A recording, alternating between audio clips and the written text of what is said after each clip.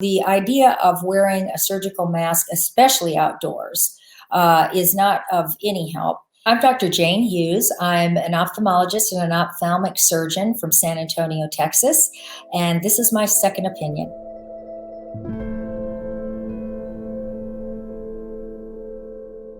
The issue of masks come up over and over, and actually there's some very, very good studies that show the size particle that goes through a cloth mask, a surgical mask, and almost everybody now knows that it's the N95 masks that are properly fit that give the person who's wearing it the most protection, and those are what we give to people who have to work in like COVID ICU units and things like that, which again should be stockpiled so that we do not run short for our medical people. The idea that the mask is going to actually protect you 100% from getting the virus, corona, or other viruses is false.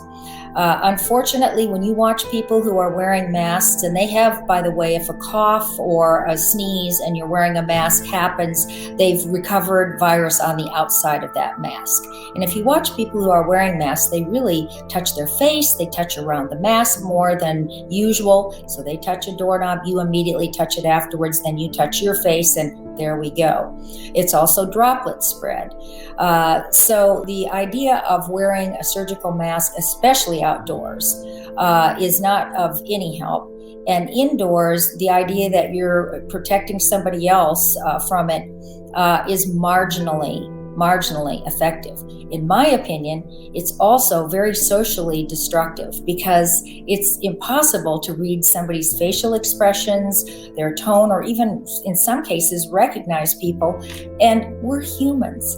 We are always going to be vulnerable to viruses, bacteria, fungal infections. I wish it weren't so, but it is. So we have to learn to be a little bit better about public hygiene, about washing our hands, about being respectful of not going out when we're ill.